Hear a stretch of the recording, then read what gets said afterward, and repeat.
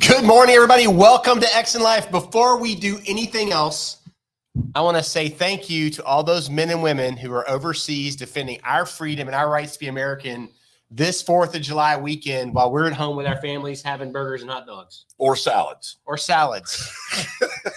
Bill, you can come to my house. And we're doing brisket, chicken wings, pulled pork. All baked. All baked. No, but I do want a sincere appreciation for the families and their loved ones that are overseas right now doing hard things that nobody really understands. And with that, today we're going to talk about people, Phil. People are important. People, and what have we learned about people? Well, they're going to create every day is going to be a rodeo ride because we're all people. Rodeo ride. Yeah, it's going to be up and down, crazy, nuts. Yep, that's people. So for business owners, we're going to simplify it with the 3 Ps. Yep.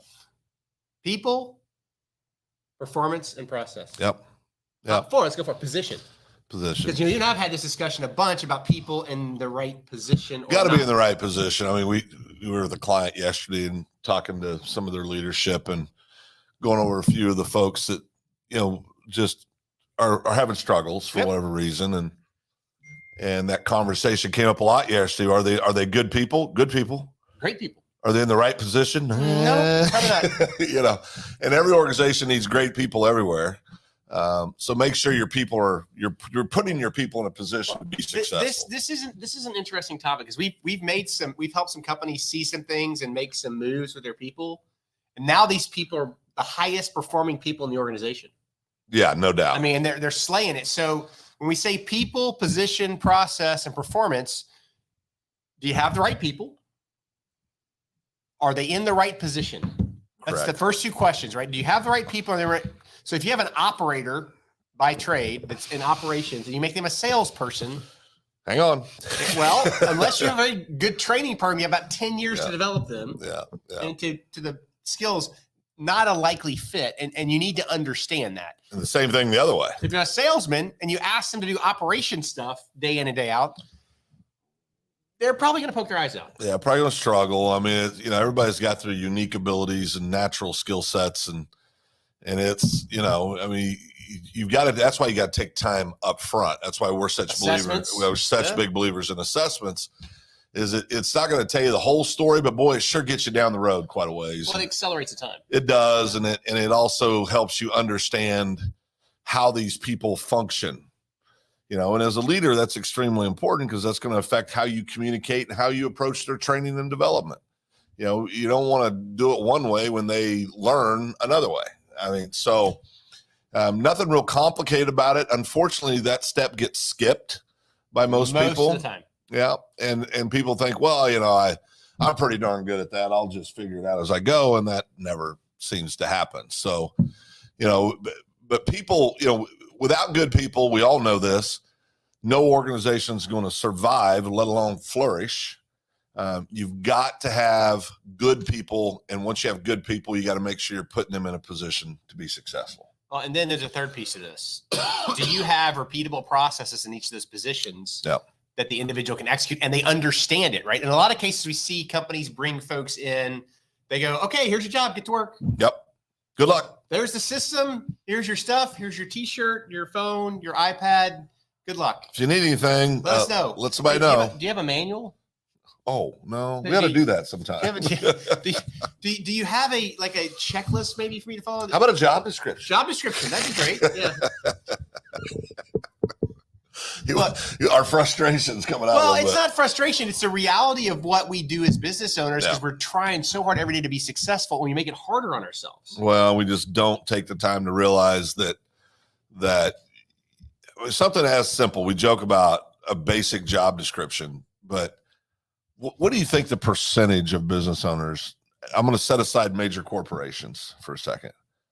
So privately held companies, let's say up to 200 employees. What 8%. Do you? Under 10%. Under 10%. Yeah, it's under 10%. We have met one. Yeah. And all we have met one company that had all that stuff taken care of, and they were extremely successful. Yep, very successful. But those are things you got to put in place. And look, this stuff isn't hard. No. So should I give him the cheat on this? Yeah, go ahead. Cheat. Yeah. If you guys aren't using AI and ChatGPT to help you on this, it pulls into database information. Go, I need a job, write a job description for a office administrator. Yep. It'll give you a foundation. Start with that. Yep. Yeah. And now listen, don't take it. Please read it, make edits, do things. Make it fit your company. Make it fit your company. Make sure it's got what you want in there, because you can also get yourself in a little bit of a bind if you just trust AI to do it, the bot to do it. But it's going to give you that great outline, 95% of it's going to be done for you. What I will tell you, leverage technology to help you refine your organization. 100%. Build a draft, and then you as a responsible, intelligent human being look at it and go, that makes sense. This doesn't fit. This fits. This needs to be changed. Yep. And take 10 minutes and go through it and look at it. I promise you, if you just do that, you're ahead of 90% of the companies out there. Without question. And now your employees know what their responsibilities are. Now you can measure their performance. The other P we talked about. Yep. This is what you're supposed to do. Did you do it? Yep. If you didn't do it, do you have the skill set to do it? Yep. If you don't have the skill set, what are we going to do to get you there or get you going? How are we going to develop it?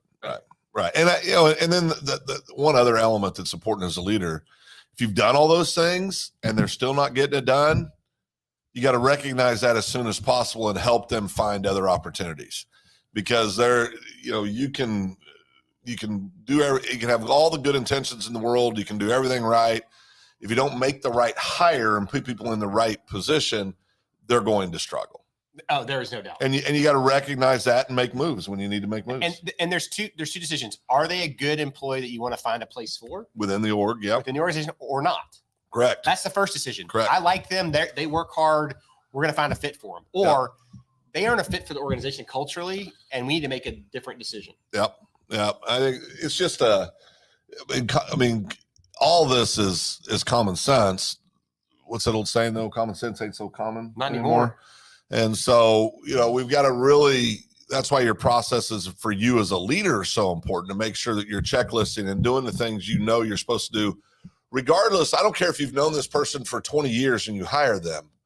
There's a difference between having a personal relationship and a business relationship. And if you don't know that, then that's the first thing you need to address with yourself. But you've got to really go through this and make sure you're checking every box, doing things the correct way, or you're going to miss something. Well, and I think it's really important not to confuse the personal versus professional. Correct. You can still be friends with somebody and not work with them. Correct. And that's just part of life. Some people that are good friends are not good employees or good business partners. It's just the reality of life. I've hired friends in the past and had to let friends go in the past. And there's always a bumpy period. Now, you do find out if you're really friends. No, that's a fact. Through that. And I've had those that turned out fine after the initial I hate you moment. And then I've had those that haven't. And, that's why a lot of people just don't hire friends. I'm not a big family and friends guy in business. Yeah. Just because Dave and I hate each other. We're not friends. We've become friends over the years, kind of. I invited him over for barbecue, so that's a new one. Well, if you bake it, I'll come. It's not going to happen. Baked barbecue, the best barbecue in the world. So as we go into the 4th of July holiday, I want you to take time to think about what I'm going to go on a sidebar. Think about what the foundation of this country is. Yep. How we all need to come together. What you can do to be a better teammate to America. Yep. And your family and friends. We are all great people, all wanting good things for our family. Yep. And we need to make that assumption before we do anything else. Yeah, be positive is what we're saying. We just got back from on a family trip, and I told a group of friends yesterday, I said, boys, we may have problems, but we're still the best damn country I've ever been to. That's a fact. And I think, we got to remind ourselves that we live in great communities. We have great networks of people that we see every day. Support each other, be positive, try to help where you can, but just have a good attitude. It goes a long ways. That's a fact. Yep. So with that, be safe, make good decisions. Don't be a bonehead this weekend. Yeah, don't be a knucklehead. Dave and Phil, we are out of here.